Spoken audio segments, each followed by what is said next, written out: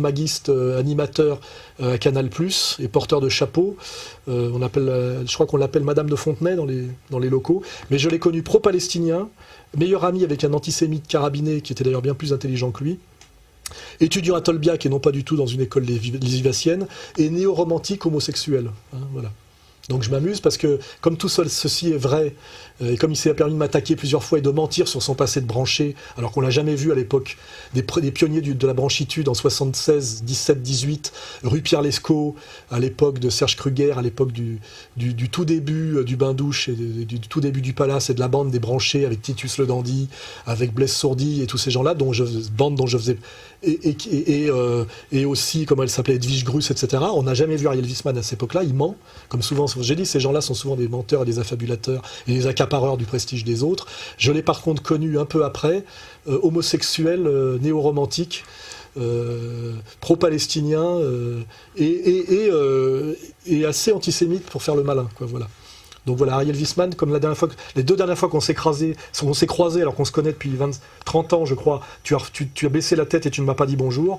Voilà, je te balance une petite quenelle, voilà, pour que les gens savent quand même que, voilà, qui tu es, quoi. Pas grand-chose d'ailleurs, tu n'as jamais écrit un livre, tu n'as jamais rien fait, tu vis de privilèges communautaires à Canal+.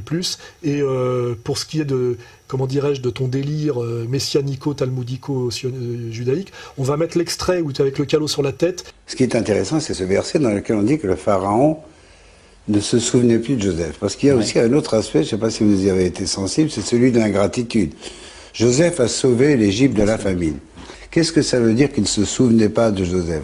Est-ce que ça ne renvoie pas aussi à une attitude qu'on a vue très souvent dans l'histoire, c'est que les Juifs dans tous les pays du monde, dans tous les pays de la diaspora, ont toujours rendu des services à la société, pas seulement lorsqu'ils prêtaient de l'argent alors que l'Église interdisait de le faire, mais dans toutes sortes de domaines.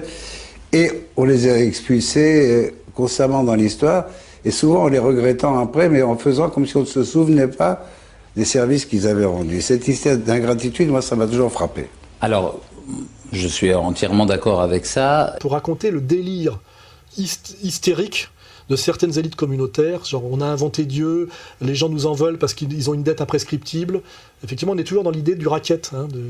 Donc je rappelle aussi le livre de Jean Solaire, les Juifs n'ont pas inventé Dieu, ils sont même pas monothéistes au départ, ils sont monolatriques. Enfin voilà, voilà, il faut pas nous prendre pour des imbéciles, quoi. Voilà. Et puis derrière, il y a toujours combien on vous doit, qu'on vous doit quelque chose. Non. Il y en a marre, le racket, il y en a marre. Le racket moral, le racket symbolique, le racket religieux. Voilà, on en a marre de se faire racketter. Voilà, on est en période de crise, on est en période où il faut du partage. Le racket, ça suffit, surtout quand ceux qui rackettent sont ceux qui ont déjà tout le pognon. Voilà, ok, amen. Au téléphone, je voudrais prendre Nicolas. Bonjour Nicolas. Bonjour Laurent. Nicolas, vous êtes à peu près du même avis que Mireille Mathieu, au fond. Vous dites qu'on défend de façon... J'aimerais bien qu'on me dise ça un jour. On défend de façon un peu trop rapide les Pussy Riot. Oui, un petit peu. Je trouve il y a beaucoup de jugements à l'emporte-pièce sur les Pussy Riot, alors qu'au fond, si elles avaient fait la même chose en France, elles auraient peut-être pris plus cher, parce qu'on nous parle toujours de la prière anti-Poutine. Si elles l'avaient fait dans la rue, il n'y aurait pas eu de souci. C'est surtout qu'elles ont fait ça dans une cathédrale et que si n'importe qui avait fait la même chose en France, à Notre-Dame ou dans n'importe quelle autre église... rien. Est-ce que sérieusement, vous pouvez dire une phrase comme « En France, si ça se passait, ça serait jugé encore plus sévèrement ». Est-ce que vous avez déjà vu, pour un délit d'opinion, fût-il dans une église, fût-il n'importe où, quelqu'un qui part pour 5 ans en prison? Au goulag, c'est pire que la prison encore. Est-ce que vous avez déjà vu ça, depuis le temps béni de l'occupation du con? Qu'est-ce que ça veut dire? Quand vous avez vu ça?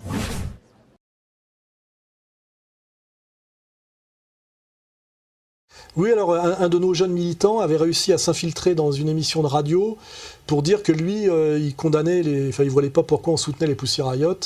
Et il s'est fait injurier, ridiculiser par le Bénichou, que je connais depuis des années, que j'ai croisé chez Castel, un espèce de mondain qui n'a aucune légitimité morale et qui n'est qu'un privilège, une fois de plus, un petit marquis de la communauté dont on n'a pas le droit de parler, mais qui n'a jamais rien produit. Voilà, dont le frère était un intellectuel de valeur. Et qui lui, voilà, j'ai croisé chez Castel, dans les fêtes chez Coluche, voilà, portant costume sur mesure. Voilà, c'est un un mondain du Nouvel Obs, et la manière dont il s'est énervé dans son soutien pour les Pussy Riot, je me dis que finalement, ça serait bien de tester ce genre de type. Par exemple, en demandant aux Pussy Riot, finalement, qui montrent du doigt l'intégrisme religieux et le pouvoir, finalement d'envoyer une bande de connasses pareil avec des cagoules, par exemple aller faire ça dans une synagogue, puisqu'on fait toujours ça finalement dans des lieux de culte catholiques ou orthodoxes, donc d'aller faire le même cirque dans une, je sais pas, la grande synagogue des Victoires, puis par exemple pour montrer leur esprit transgressif, leur insoumission à la religion, puisque la première des religions monothéistes, celle finalement qui est la matrice du catholicisme, à qui on a beaucoup de choses à reprocher, et à l'islam, c'est quand même le judaïsme. Donc pourquoi pas aussi, par exemple, pour s'amuser, se torcher avec des rouleaux de la Torah, par exemple. Et puis voir comment M. Bénichou, d'un seul coup, serait pour la liberté, le droit de critique de la religion, voilà, la tolérance, et voir s'il ne pèterait pas un peu les plombs. Je connais parfaitement ce genre de type. D'un seul coup, il change de couleur. J'ai vu comme ça Claude Agege, qui est le linguiste émérite qui parle 160 langues. Un jour, chez Tadei, on s'est mis à parler d'Israël et s'est mis à avoir les yeux qui crachaient des flammes. Hein. Là, il y a un sujet, c'est là qu'on reconnaît celui qui n'a pas accédé à l'universel, malgré sa grande culture, et celui qui est dans le tribalisme haineux. Quoi, voilà. Donc j'ai envie de... Je pose la question d'ailleurs à M. Bénichou, avec qui j'ai souvent joué au billard et au ping-pong chez Coluche à l'époque. Osons le blasphème jusqu'au bout, et jusqu'à la racine, puisque tout ce qu'on peut reprocher de pire à l'islam est pris du lévitique, hein, ça vient tout du judaïsme. Hein. Voilà, donc osons le blasphème jusqu'au bout, les Pussy Riot à la grande synagogue des Victoires, et faites-moi une petite vidéo, là, les Femen ou les connes, là, les copines à Duflo, là, où vous vous torchez avec des rouleaux de la Torah. On verra si vous réagissez pas comme les musulmans, quand on blasphème sur le prophète. On verra si vous avez cette distance que nous avons, nous et les no-chrétiens, car nous avons fait un travail de distanciation qui a d'ailleurs peut-être été notre perte, depuis qui commence avec Montaigne, voilà, et qui aboutit effectivement à la Révolution française. Mais je ne crois pas, moi, que certains juifs communautaires, tribalistes et fondamentalement religieux quand ça les arrange, religieux dans tout ce que ça a de mauvais, jamais rien dans ce que ça a de moral, se comporteraient mieux que les musulmans qui effectivement un peu pété les plombs et qu'on sait très bien manipuler d'ailleurs sur cette corde-là, si on traitait la religion juive comme on traite en ce moment la religion musulmane. Et je vous dis, le meilleur moyen de le démontrer, c'est j'incite les Femen et les Pussy Riot, puisque ça va susciter des vocations, à aller faire le même numéro dans une synagogue, c'est-à-dire vous arrivez avec des cagoules, vous montrez vos chattes et vos fesses, et vous prenez la Torah et vous vous torchez avec. Et là, on va voir effectivement le niveau de compréhension libertaire de nos commentateurs juifs du Nouvel Obs, et voilà, de ces fameux laïcards à deux vitesses, et de ceux qui incarnent en France la République laïque, comme le fait si bien M. Payon. Voilà.